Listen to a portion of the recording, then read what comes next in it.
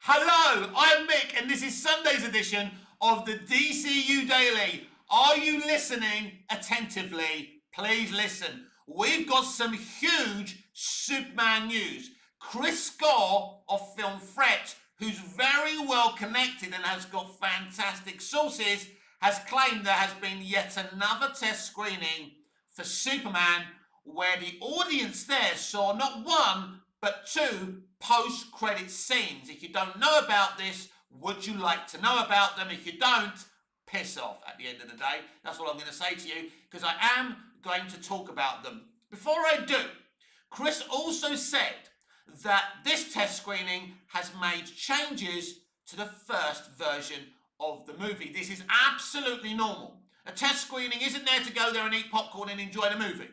It's to watch, concentrate, and critique what you've seen, write it down so they can make relevant changes. That's a good thing. It's a good thing that they listen to fans when the can was thrown at Superman and he blinks. Now, he doesn't. By the way, I think it's perfectly fine for Superman to blink when a can is chucked at him. Doesn't mean he's feeling pain. Superman, as I said yesterday, can feel these things, they just don't hurt him. So it's fine for him to have a slight blink. It wasn't even a big deal. People are just the hugest of nitpickers, aren't they? Especially when it comes to Superman. But James Gunn was listening, the change was made, and that's a good thing. And Chris also said that that trailer is actually not a good representation of the film. They are hiding the third act of this movie. And I told you that. You see, Uncle Mick the Don, never misses, right? Little YouTuber, all right, I'm 6 foot, I'm big, right, in the right areas, but I'm a little YouTuber, barely get 100 views, barely 5 likes on each video. Come on, don't you like me? More likes, please. You don't have to pay for them. Show some appreciation. It's hot, I'm sweating, I'm out of breath. Come on, help an old 52-year-old dude out. Anyway, so I told you, didn't I? I told you that he was hiding this movie. I told you that he was hiding the third act, because none of these trailers and that teaser in this trailer have even gone anywhere near the third act. Very, very interesting. But according to Chris Gore, that trailer is hiding that, and it's very it isn't what the movie is actually going to be. What they want to do is avoid spoilers. This isn't a bad thing. Them hiding what this film actually is a good thing. It excites me because the possibilities are endless. Right, let's get into these post-credit scenes. One of them is Hal Jordan. Obviously, they cast a Hal Jordan for Lanterns. I'm not so interested in that post-credit scene. It will be exciting to see. By the way, don't forget, just because these post-credit scenes were in the test screening, like they changed the previous edit, they may change what post-credit scenes they put in. Again, they're seeing how people are going to respond. And, it's not lost on me that they're leaking, that they're going to present a new costume. They're going to give Superman a new costume by the end of the movie, because they know a lot of people hate this current costume. And I explained my copium about the costume, and I think I'm right, by the way, and I'm fine with it. It's not perfect, but I get what Gunn's trying to do with that costume. Anyway, so one of the post-credit scenes is Hal Jordan, which is fine, and that will excite people. But here's the one that should get every Superman fan, every DC nerd so excited to see this movie. Go and see it, support this movie, make sure the DCU succeeds, because the other post-credit scene is of Brainiac. Yes, according to Chris Gore, who I absolutely believe, by the way, if Chris says it, it's true. Chris is a good guy. I trust him. I like him.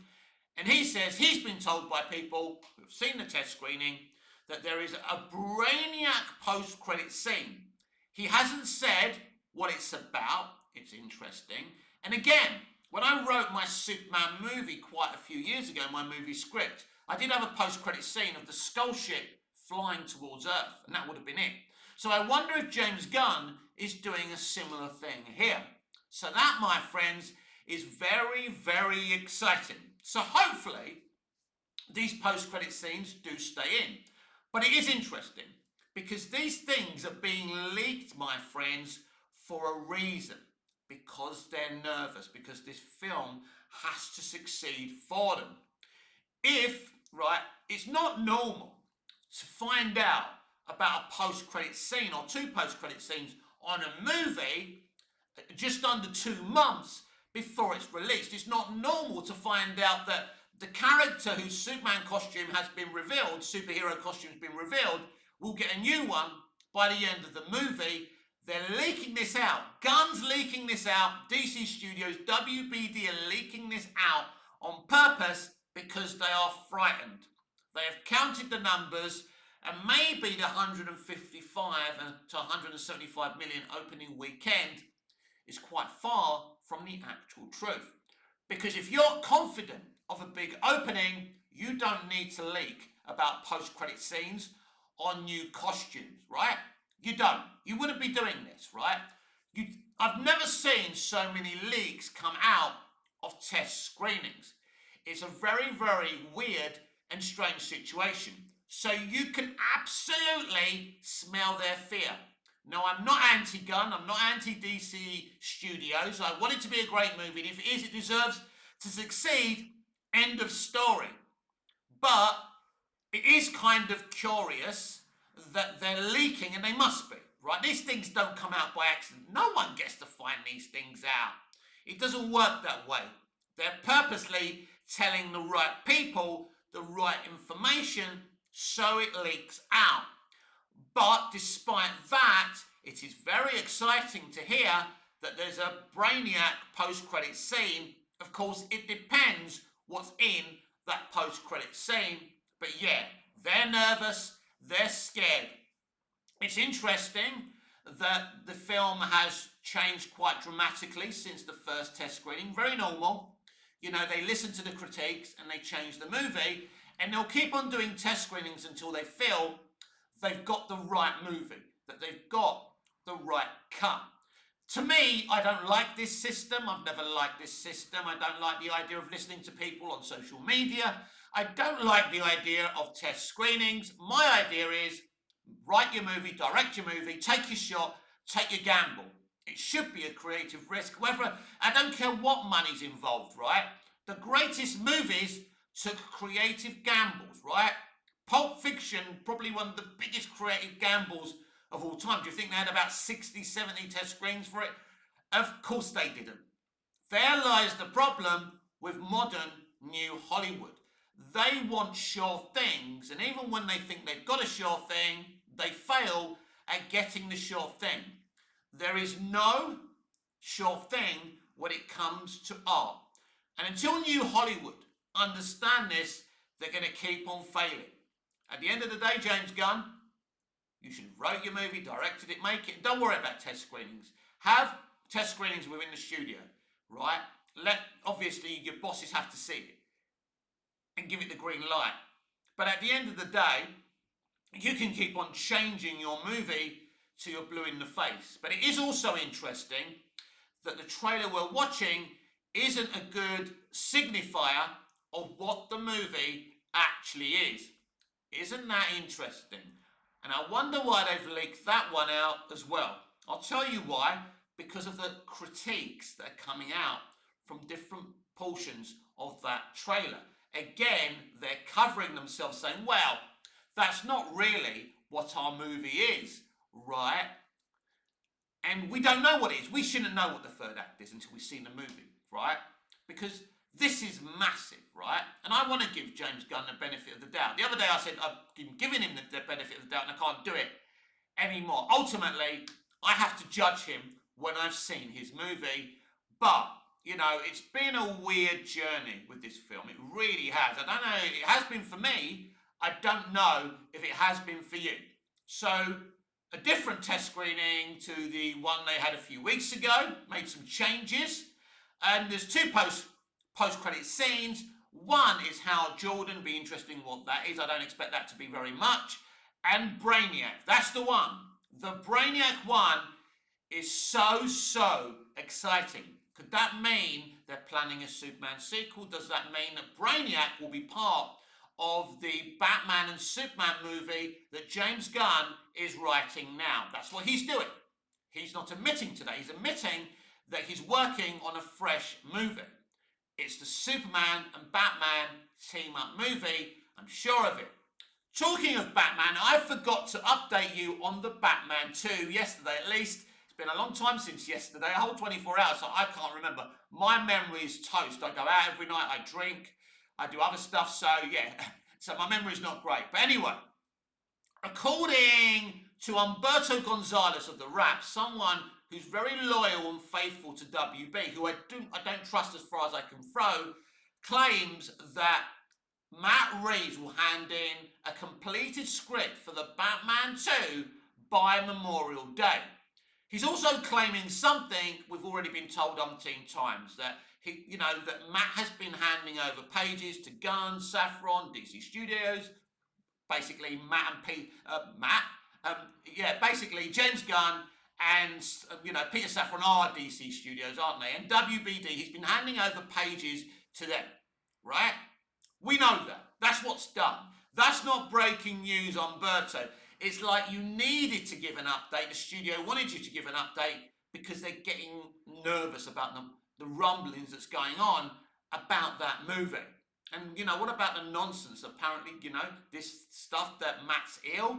Grace Randolph trying to say that maybe, she hinted that he's in a serious position, that he's losing weight. She didn't say it, but she alluded to it by comparing his illness with the guy who actually died, who played Black Panther. Don't forget that. So, yeah, what's all that about? Is that true? I think some kind of clarification about the Batman 2 situation has to come. Because this is not about fans being dumb or being impatient. Now, I know Matt is a notorious slow writer, but we're not even hearing things like that. Something absolutely dodgy and nefarious is happening with this movie. There is no question about that. You can't fool me. You can't kid a kidder. It's blatantly obvious something's going on. Now, I do believe that we will see a Batman cameo in this Superman movie. We saw a kind of Batman cameo in Creature Commandos already. Gunn isn't going to miss this opportunity to really stoke the fires and the hype of this movie by giving us, finally, his DCU Batman. And if he's in the costume, we don't actually have to know who's playing him. If they haven't cast a Batman yet, he just has to be in the costume. That's the beauty. But I believe they have cast a Batman. Did they have to cast a Batman? Is it still Robert Pattinson? All these questions really need to be answered, and it would be a great place in this Superman movie to answer that. I think that would be brilliant. I think it would excite people.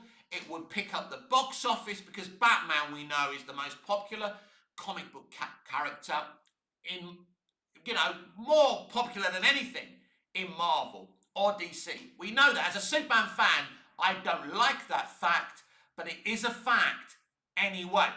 I want to finish off about talking about the Snyderverse fandom. The main proportion of you are wonderful, positive people who love what you love. But there's an insipid group, a minority, who are negative and toxic. I will not tolerate hearing people call my beloved Sir Christopher Reeve a cuck version of Superman. If you do that in my presence, on my timeline on X Twitter, or anywhere in my comments, we cannot be friends. We will never be friends unless you apologise. I have always said that Christopher Reeve and Henry Cavill are equally my favourite, best, cinematic Superman. And I put Tom Welling up there as one of my favourites as well. I don't denigrate any version of this character because I think we've been really spoiled when it comes to actors playing Superman. But I will not tolerate that type of talk. We cannot be mates if you talk like that. And if you trigger me enough, I'll keep on doing videos with negative Snyder headlines, which will be a shame because I love Zack Snyder and I love his DC movies.